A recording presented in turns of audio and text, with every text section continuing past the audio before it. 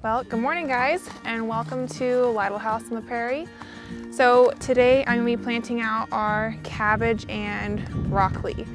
So cabbage, broccoli, cauliflower, Brussels sprouts, those are all in the brassica family. Brassicas also like cooler temperatures, so you don't want to be planting them when it gets really hot. It is May here, but because I'm in zone 5B, honestly, I should have planted these a long time ago. However, we were moving and this is the first chance I've had to get them planted out. So I'm hoping they will do okay. It shouldn't get nearly as hot here as it did where we used to live. But if it becomes an issue, I will put some shade cloth on them because they really don't like warm temperatures. You'll have problems with getting a really firm cabbage head. They'll be smaller, they'll crack. Broccoli will usually just start putting out flowers instead of forming a really nice tight head. So they like cooler temperatures. It's usually better to plant them out early spring or even in the fall. They do really well as a fall crop too. So another thing you'll notice, I do not have my drip irrigation set up. That is gonna happen hopefully this week or next week. I'm just running out of time and it's really weird that I don't have a garden planted right now, so I'm going for it. And I'll be hand watering until we get the drip irrigation in. But brassicas especially, they really like regular watering. So you don't want to let the soil dry out or you will not get the desired result of having good, firm, round heads of your plants. So what I do is I follow like a square foot gardening method. And so I'm going to plant these guys staggered. As you can see, they're staggered along about a foot apart. And you don't want to go smaller than that. You really can go wider than that. You don't want them to be too overcrowded. So a foot, foot and a half really would give them more space. Because I'm staggering them, I've done this before and they usually do okay. I also have some sweet alyssum, which I have found is a really good companion plant because they're also in the brassica family. And so they tend to do really well and beneficial insects really like them. One of the common pests you'll have with plants in the brassica family are aphids. If you've never seen aphids before, they're tiny little green, or I guess they can also be black. I've only seen green ones. They're tiny little green bugs. And you'll find them on the underside of your leaves. So it's a good idea to check them.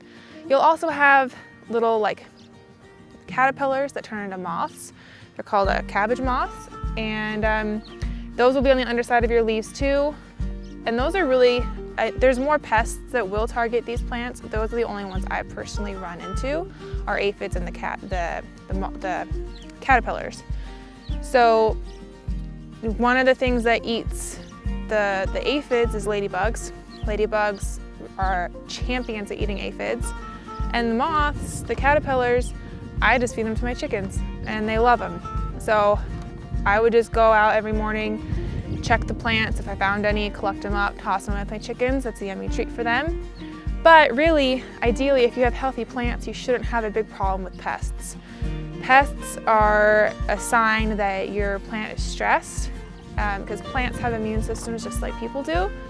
So if you're noticing that especially one plant in particular is getting hit hard with aphids, chances are it's a sick plant and you might as well just pull it. So if all of your plants are sick, that's a sign that something deeper is going on. You're having issues with your soil, something's not right with the nutritional balance of your soil. So you'll need to take a step back and kind of reevaluate and see what you got going on there. Okay, well I think I covered all the basics on that. So now what I'm gonna do is I have an all-purpose fertilizer because cabbages, broccolis, cauliflowers, they are heavy, heavy feeders. They like their nitrogen. So what I'm gonna do is whenever I dig my hole, I'm gonna put a scoop of this in with it. And then when I go to water them, I'm probably gonna put a little bit of kelp in with the water because I've kind of neglected these guys during our move.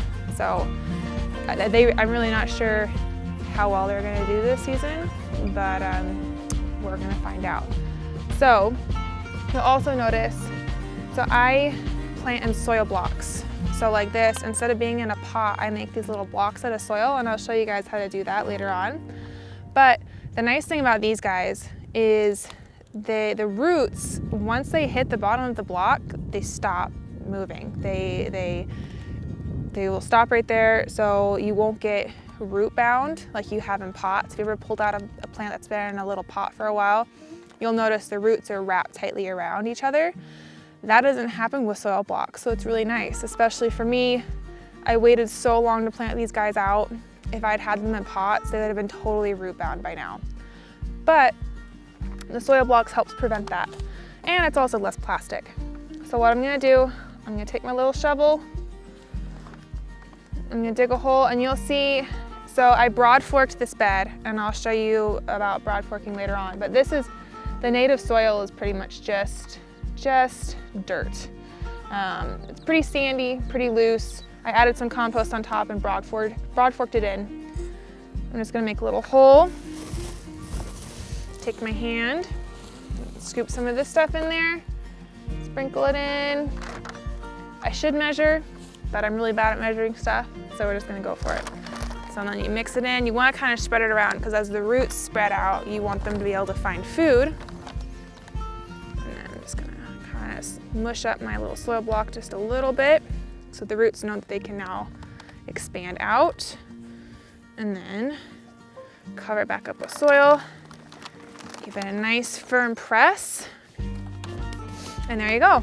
So I'm just gonna keep doing that all the way down. Once I have them all planted, then I'm gonna take my sweet alyssum and I'm gonna kind of interplant it in there. And then I might also direct seed some sweet alyssum in there as well, because it's beautiful. I love it. It's easy. It germinates really well, and it likes the cold. So like it's warm enough now that it really should be okay. I have a couple more days of cold weather, and then I'm gonna be able to get my tender crops out, like tomatoes, bell peppers, all that fun stuff. So I'll show you guys those once I get them out. But I'm just gonna keep on planting these, and then I'll show you the bed when it's all done.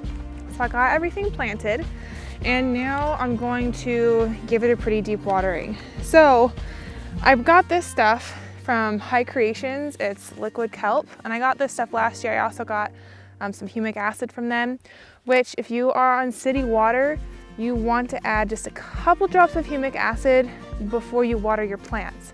Humic acid will bind with chlorine and the chloramine in city water, and it'll cancel it out. Because if you don't do that, and you put all this time and energy into getting really, really good healthy soil, the chlorine and chloramine, it's gonna kill all the bacteria, all the fungi, all the good microorganisms that you want in your soil. So humic acid takes care of that, and I really like the stuff from High Creations. It is in liquid form, so it's super easy. Just put a drop in your water.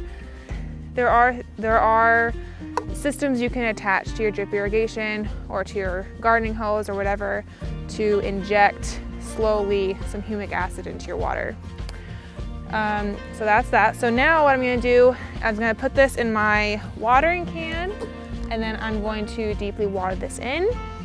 And I'm just gonna check it. I'm gonna stick my finger in the soil after I water, and if it is moist up to about my second knuckle, that's okay for now. And then once I get my irrigation put in, I'm gonna water this stuff pretty deeply and regularly.